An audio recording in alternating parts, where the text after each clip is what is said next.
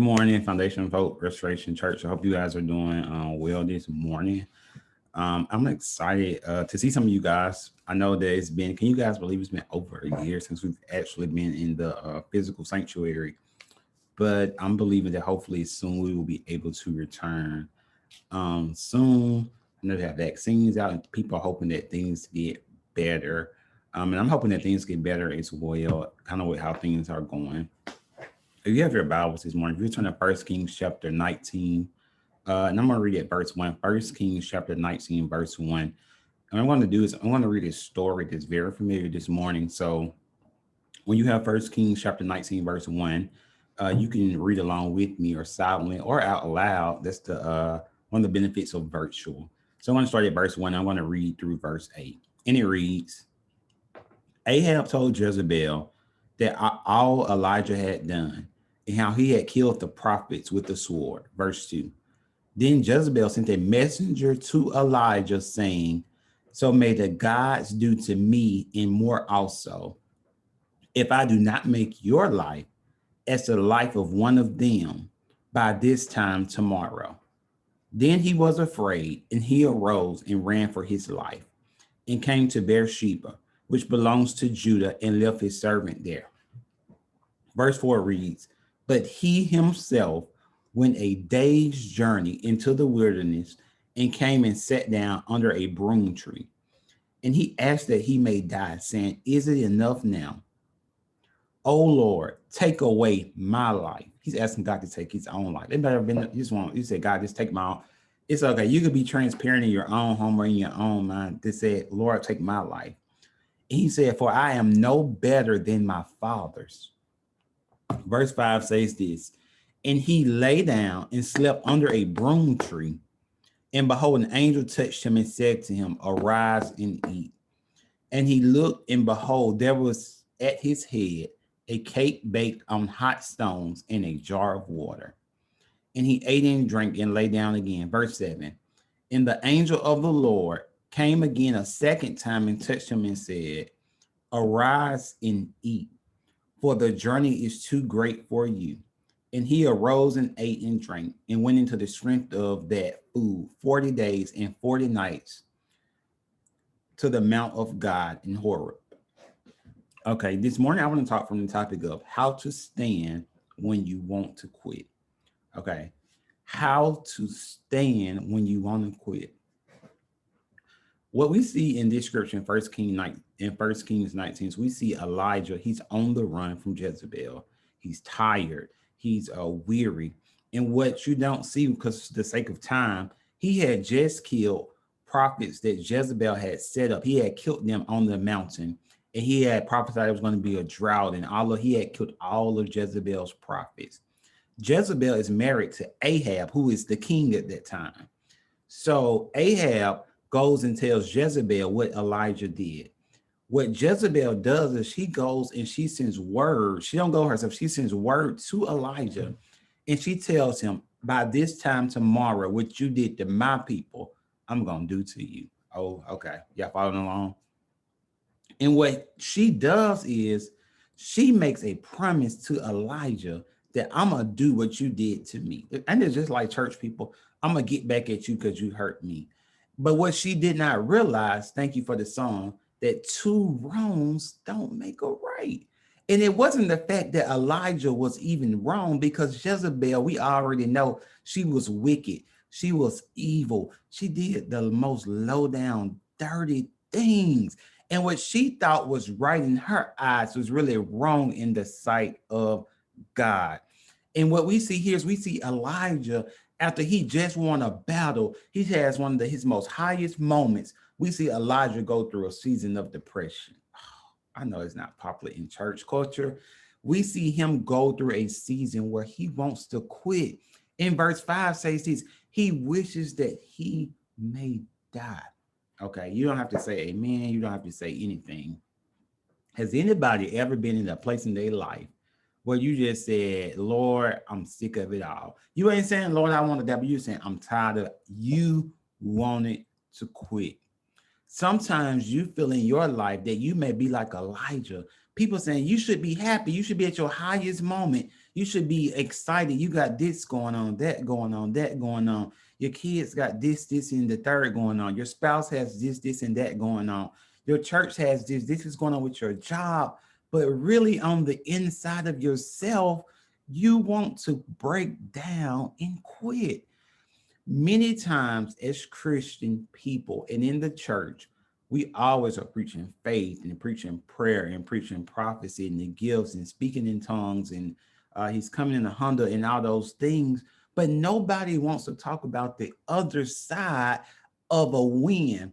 Sometimes you're high on the other side of the most highest moments of your life is the most depressing times on the other side. You don't have to say amen this morning. So this morning, I want to talk to you, Foundation, on how to stand when you really want to quit. So I know you guys are probably saying, how do I stand when I really want to quit? The first thing you have to do is you have to fight. Okay. Verse 1 says this. When Ahab got home, he told Jezebel everything Elijah had done, including the way he killed all of the prophets of Baal. Okay. Note this, Jezebel thought that her prophets would stand against Elijah, but Elijah killed her prophets. In order to stand when you want to quit, here we go, you have to go after what's been going after you. Okay, let me make this make sense to you guys this morning. The prophets were trying to kill Elijah, put Elijah to shame. Jezebel wanted to put Elijah to shame. But what Elijah did was he started fighting what has been fighting him. Okay. I know you guys are probably saying, so what I need to do is go and fight this person, jump on them, pull up, pull out my Draco on it. No. That's not how you fight. When you're fighting spiritually, the way you fight is through prayer. Oh my God. The way you fight is through fasting. The way you fight is through your faithfulness to God. How do I fight as a Christian? You have to fight with prayer. Okay. Ephesians 6:12, God's Word translation says this. This is not a wrestling match against a human opponent. We are wrestling with rulers, authorities, the powers, here you go, who govern this world of darkness, and spiritual forces that control evil in the heavenly world. You're not fighting against people. You're not fighting against your boss. You're not fighting your baby daddy, your baby mama, your cousin, your boyfriend, your girlfriend, whoever you're not fighting those people. You're fighting the spirit and the evil things that are behind those people. When you want to quit, you have to learn and identify who you're fighting against so that you can fight. You cannot give up. You got to learn to continue to fight. Look at somebody say fight. You are not wrestling what you think you are wrestling physically, because this is a spiritual thing.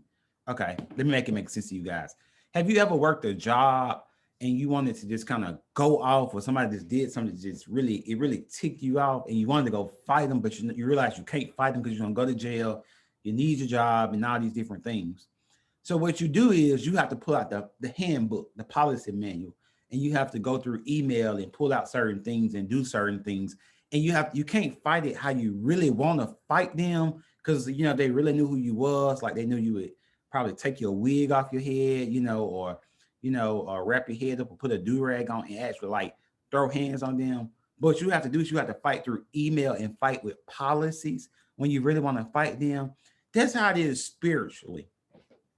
When we're fighting, when we want to quit, we have to learn we cannot physically fight them, because physically fighting them would make us just like them. What we have to do is we have to go into our secret place, into our prayer closets, and learn to fight them. When Elijah was about to fight Jezebel, he didn't even fight Jezebel. He fought the prophets of Jezebel, because he realized what he was fighting, it wasn't even thing in the natural. What it was that Jezebel wanted control. And that's what the spirit of Jezebel does. It wants control, and it deals with manipulation. So Elijah identified he was dealing with that. And guess what? He had to learn how to stand when he really wanted to quit.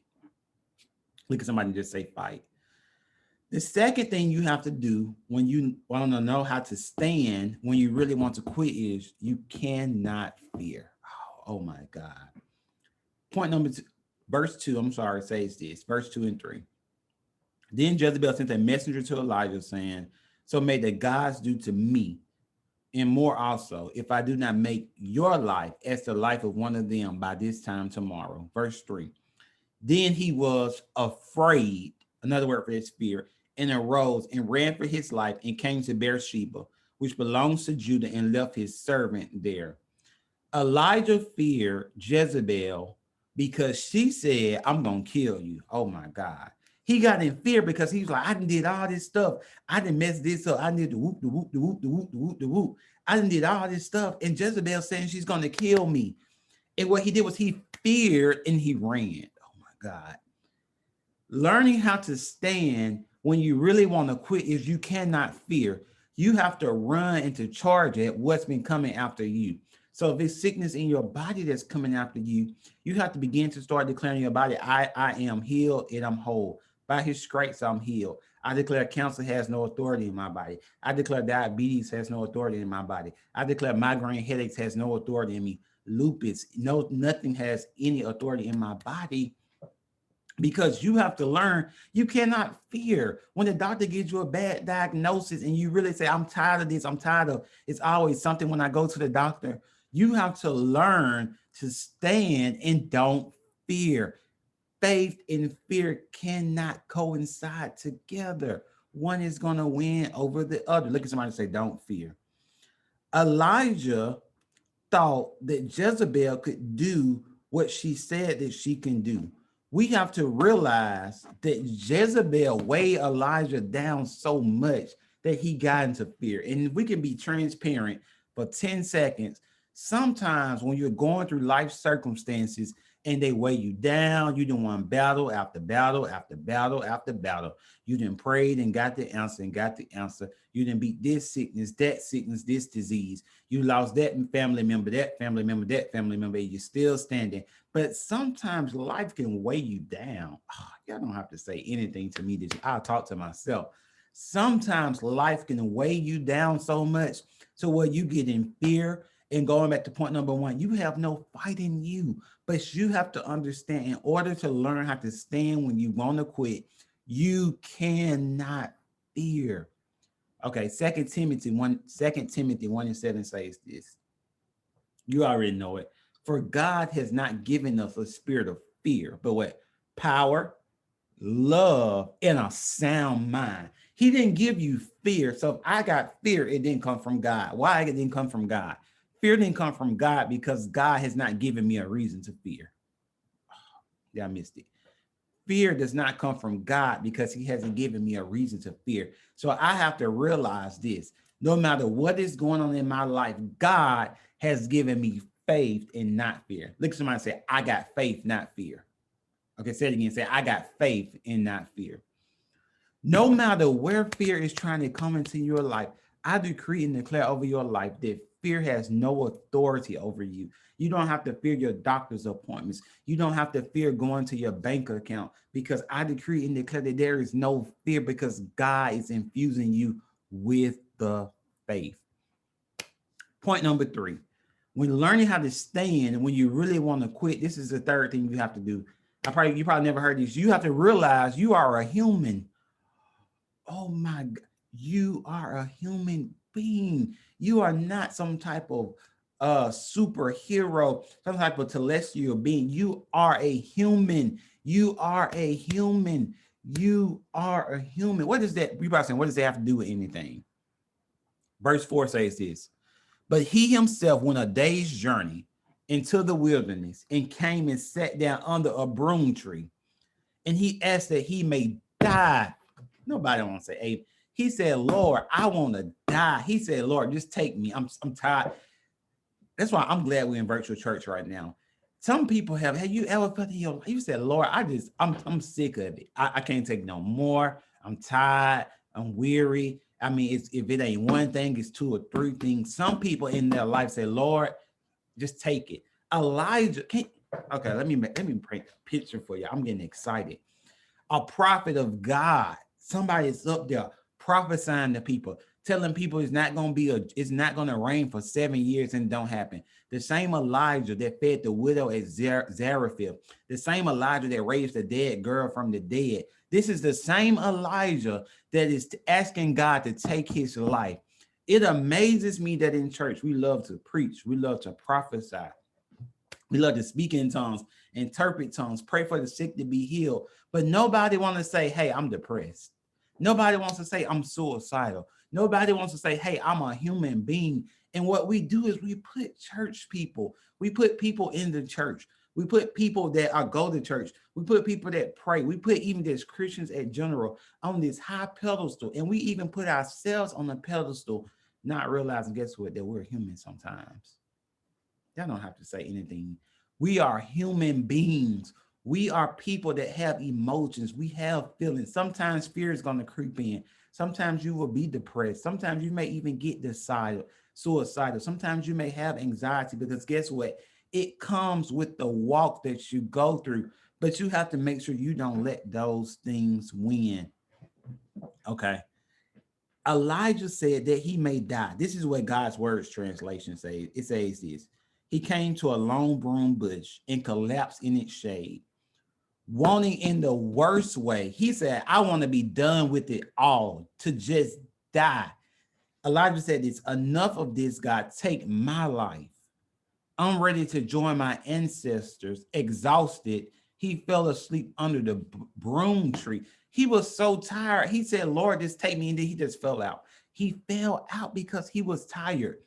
We have to realize we are human beings.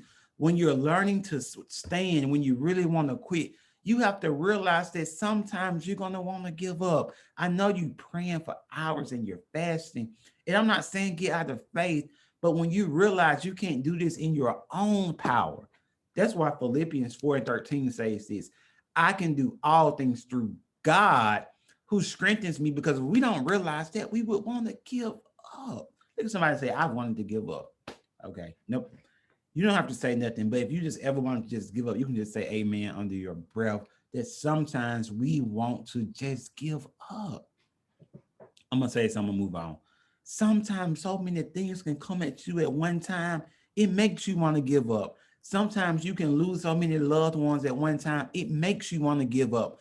Sometimes so many things can go wrong in your body. It makes you want to give up. Sometimes when you raise your kids a certain way and they divert from that path, it makes you want to give up. Sometimes when you work and you have nothing to show for it, robbing Peter to pay Paul, it makes you want to give up. But I decree and declare over your lives this morning, FHRC, that you are not giving up, that God is going to infuse you, here you go, with a second wind, that where you wanted to give up, may God infuse you with strength.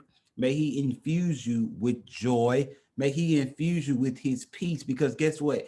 You can't give up because his name is on. That's a whole nother time for a whole nother day. But you cannot give up because God's name is on you, and because his name is on you, and because you are made in his image. Guess what?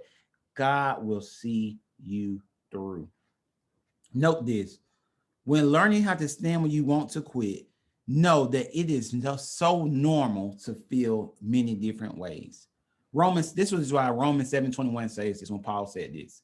So I discovered the truth is evil is present with me even when I want to do what God said. Sometimes I want to do what God said, and I know the joy of the Lord is my strength. And I know I got to pray and I got to fast and I got to seek God. But sometimes I don't want to do that because it seems as though the more I do that, the more hell that comes into my life. A guy said this. He said this. You can tell how close you are to promotion by how much hell you go through today. So that shows you are going in the right direction. Look at somebody and say, I'm just a human. Last point. This is my last point. When you have to learn how to stand when you want to quit, you have to know this. God is going to give you what you need. Oh my God. He's going to give you what you need. That's why, okay, I'm glad I have what I want, but sometimes I need for God to give me what I need. I may be praying that God gives me this, and God saying, no, you don't need that, you need this. That's why I'm so glad that in Genesis, it says that he formed us and created us in his image and in his likeness, because he knows what we need. Okay, I'm going to read verse 5. And it says this, I'm sorry, verse 6. And he looked, and behold, there was at his head a cake baked on hot stones in a jar of water. And he ate and drank and lay down again. Verse 7. And the angel of the Lord came again a second time and touched him and said, arise and eat, for the journey is too great for you. And he arose and ate and drank and went into the strength of the food 40 days and 40 nights. Note this, Elijah was so depleted physically and spiritually that God gave him rest in food. Okay. When you want to quit, remember this, God will give you what you need. Elijah had he had nothing to give. He had nothing else. He didn't have no strength. He didn't have no food. He didn't have no rest. He said, God, I have nothing to give to you. But guess what? In verses 5-8, God gave him what he needed. But here's the blessing. Here's the blessing. Listen to this. God couldn't give Elijah what he needed until Elijah got quiet. Oh my God. I declare over you that God is going to do his best work in your life sometimes when you go to sleep. May God give you dreams when you go to sleep. May you wake up feeling refreshed. Some people have been going to sleep and you just feel, go to sleep and you still wake up tired. May God renew your strength. May God give you supernatural strength while you're asleep. May you sleep 4 hours and feel as though you've been asleep for 12 because of the strength of God that is coming to you. Elijah had to know that God was going to see him through. Here we go. Although he had nothing to give, God still had plenty in his storage house. That's why Philippians 4:19 said, my God will supply all of my needs. That ain't just talking about money, because guess what? Everybody don't need money. And what good is it having money when you don't have peace? That's a whole nother topic for a whole nother day.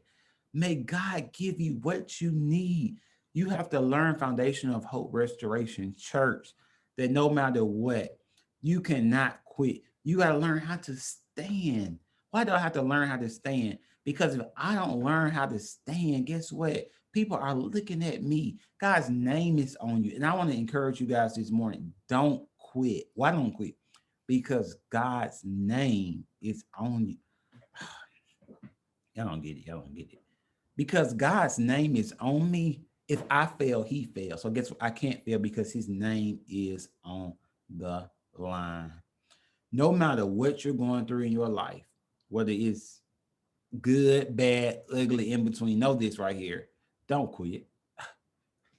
Don't quit. Why don't quit? I know it seems like it's the best thing to do to quit. I know you feel like if you quit that you may do better. I know if you feel like this, hey, if I just quit, if I can just get this over with, if I can get that over. But guess what? Don't quit. Why don't I need to quit? I don't need to quit because guess what? God is going to bring me to an expected end. I'm going to read one more verse to y'all, and I'm going to be out of your way. Skip down to this. I want you to skip down to this. Verse 11 says this. God said, go out. This is him talking to Elijah, and stand in front of the Lord, and stand in front of the Lord on the mountain. As the Lord was passing by, a fierce wind tore mountains and shattered rocks ahead of the Lord. But the Lord was not in the wind. After the wind came an earthquake, but the Lord wasn't in the earthquake. Verse 13, when Elijah heard it, he wrapped his face in his coat, went out and stood at the entrance of the cave. Then the voice said to him, what are you doing here, Elijah? In verse 15, I'm skipping around for sake of time. The Lord said to him, go back to the wilderness near Damascus. The same way you came, when you get there, anoint Hazael as king of Aram. What God did was this. He gave Elijah the rest that he needed. I know you're depleted. I know you have no strength. But guess what? God's giving you rest. And I want you to know this. No matter what, God is not done with you yet. You cannot quit. You can't give up because guess what? God has a plan for you. God has a purpose for you. And guess what this? God is bringing you to an expected end. It may catch you by surprise, but God is not caught by surprise. I pray you guys was blessed by the word this morning. If you would like to, connect with us at Foundation of Hope Restoration Church, you can do so on our website at foundationhrc.com. You can also download our app on the Google Play Store. or the Apple Store at Foundation of Hope Restoration Church, or FHRC. And if you would like to give today, you can give through Givelify, or you can give through Cash App at $FHRC. I'm sorry, Foundation HRC, $Foundation HRC, or you can give through our mobile app. Also, for you guys that are giving towards us getting our new sound system, you can also give to that today. Just make sure you put them in the memo section that it is for the sound system. If you like to give your life to Christ, please connect with us. Like I said, contact us via email, contact us via website, social media at Foundation of Hope Restoration Church. foundationhrc.com, or connect with us on Facebook or Instagram or YouTube at Foundation of Hope Restoration Church. And I pray you guys are blessed by that message today. And I just want to remind you this: don't quit, don't give up. Because guess what? God has something special for you. And I pray you were blessed by the message today.